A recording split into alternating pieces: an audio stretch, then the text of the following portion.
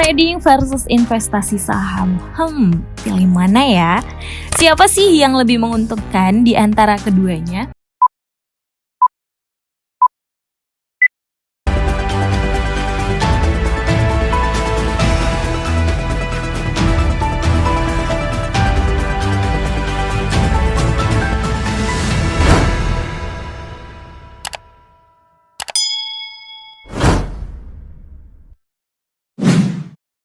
Hai, welcome back to my channel. Trading versus investasi saham.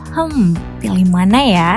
Siapa sih yang lebih menguntungkan di antara keduanya? Nah, sebelum aku lanjut nih ya, jangan lupa support channel ini dengan cara subscribe, like, komen, dan di-share ya. Pilih trading atau investasi saham. Wah, seru nih kedengarannya. Di era sekarang, semakin banyak cara yang dibuat dan dilakukan orang untuk memaksimalkan aset dan uang mereka. Terlebih lagi dengan pesatnya perkembangan teknologi, informasi, dan komunikasi yang ditunjang akses internet, terutama untuk melakukan trading dan investasi saham. Keduanya sama-sama bertujuan untuk memaksimalkan keuntungan dengan berinvestasi saham. Namun ada perbedaan fundamental yang membedakan keduanya. Sebelum kamu terjun ke dunia saham, kamu perlu mempelajari terlebih dahulu jalur apa yang akan kamu ambil. Jika kalian memilih trading, kamu harus tahu trading itu apa. Trading itu suatu aktivitas yang berlangsung dalam pasar finansial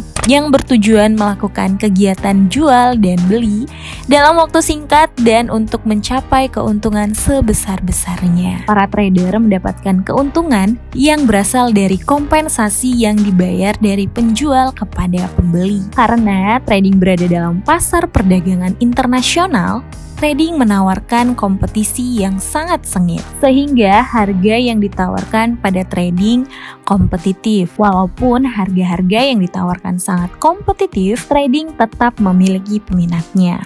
Hal ini dikarenakan trading memiliki keuntungan yang menggiurkan. Selain memiliki manfaat, trading juga memiliki kekurangan yang dapat berdampak fatal. Untuk itu, sebelum melakukan trading, kalian wajib sekali yang pertama, bimbingan untuk pemula. Saat pertama kali kamu mencoba terjun ke dunia trading, kamu dapat mencoba akun yang memberikan demo atau bimbingan. Yang kedua, keamanan data. Pilihlah broker online yang dapat dipercaya saat kamu memulai terjun ke dunia trading. Yang ketiga, harga terjangkau. Saat mengetahui bahwa harga-harga yang ada di dalam dunia trading sangat kompetitif, bukan berarti harga trading itu mahal.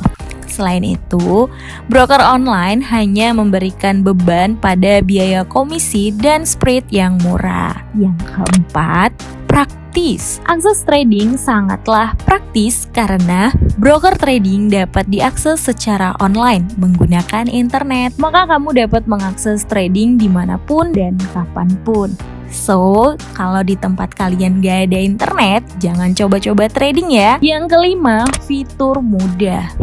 Fluktuasi harga dan penentuan harga jual beli trading dapat dengan mudah diakses secara otomatis. Teknologi tersebut adalah sebuah fitur yang memudahkan dalam proses trading. Yang keenam, fleksibel. Karena akses trading yang dilakukan secara online, maka kamu dapat menggunakannya kapanpun kamu mau. Nah, kalian tinggal pilih nih, mau trading di mana? Trading saham, trading forex, trading bitcoin, trading emas, atau trading binary. Kalau untuk investasi sendiri, investasi adalah penanaman modal dengan tujuan untuk memperoleh keuntungan pada masa depan. Menurut OJK atau yang biasa disebut dengan Otoritas Jasa Keuangan, investasi adalah penanaman modal dengan jangka waktu yang panjang untuk pengadaan aktiva lengkap atau dengan pembelian saham-saham dan surat berharga untuk memperoleh keuntungan. Investasi dapat dilakukan oleh individu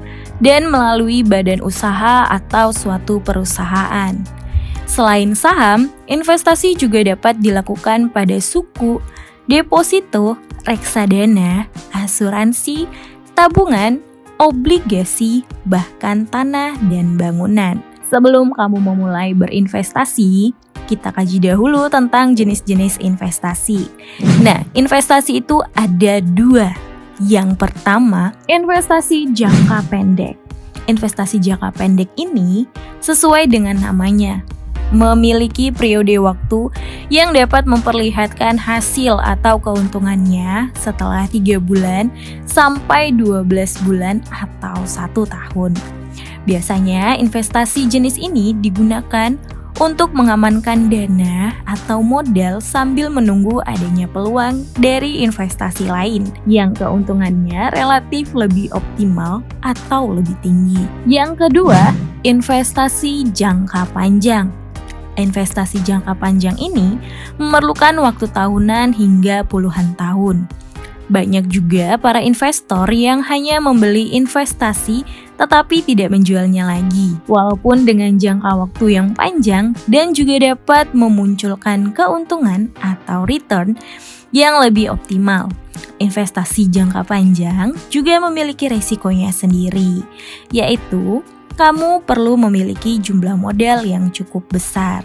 Kira-kira apa aja sih investasi yang populer di Indonesia? Yang pertama, peer-to-peer lending. Walaupun tergolong baru di Indonesia, peer-to-peer lending sudah memiliki kejelasan hukum dan memiliki kemudahan dalam prosesnya. Sehingga kepopuleran investasi peer-to-peer ini terus melejit. Teknis investasi ini adalah kamu meminjamkan uang kepada pihak yang membutuhkan dan keuntungannya diambil dari bunga yang sudah disepakati sebelumnya. Yang kedua, reksadana. Reksadana adalah kumpulan dari beberapa investor yang berada dalam wadah yang sama atau satu wadah. Kumpulan para investor ini nantinya dana yang terkumpul dijadikan satu untuk diinvestasikan pada pasar modal. Reksadana juga termasuk dalam investasi yang sedang populer di Indonesia dan kebanyakan adalah para investor pemula. Yang ketiga, saham. Saham yaitu suatu bukti kepemilikan suatu perusahaan yang mengeluarkannya. Semakin banyak saham yang kamu miliki, maka akan semakin bertambah juga persentase kepemilikan kamu atas suatu perusahaan yang kamu beli sahamnya. Yang keempat, properti. Investasi properti adalah investasi yang paling kecil risiko fluktuasi dan risikonya. Adapun teknis dari investasi properti adalah dengan membeli tanah, membangun properti di atasnya, serta menjualnya kembali dengan nilai yang lebih tinggi dari modalnya. Yang kelima, emas dan perhiasan. Investasi emas dan perhiasan adalah investasi yang memiliki keuntungan yang relatif terus meningkat. Namun, antara emas batangan dengan emas perhiasan, lebih baik kamu memilih emas batangan jika ingin digunakan untuk investasi. Yang keenam, deposito. Termasuk investasi yang mirip dengan tabungan, namun deposito memiliki tingkat bunga yang lebih tinggi dari tabungan di bank. Deposito juga memiliki waktu jatuh tempo, sedangkan tabungan biasa tidak. Selain itu, uang yang sudah diinvestasikan dalam bentuk deposito tidak dapat diambil secara bebas seperti tabungan sebelum waktu jatuh tempo. Nah, itulah jenis-jenis instrumen investasi yang populer di Indonesia. Lebih menguntungkan di mana nih kira-kira, trading atau investasi? Kalau itu kembali ke diri kamu lagi ya teman-teman trader. Seperti yang saya bilang sebelum-sebelumnya, apapun yang kamu pilih, kamu harus minati terlebih dahulu.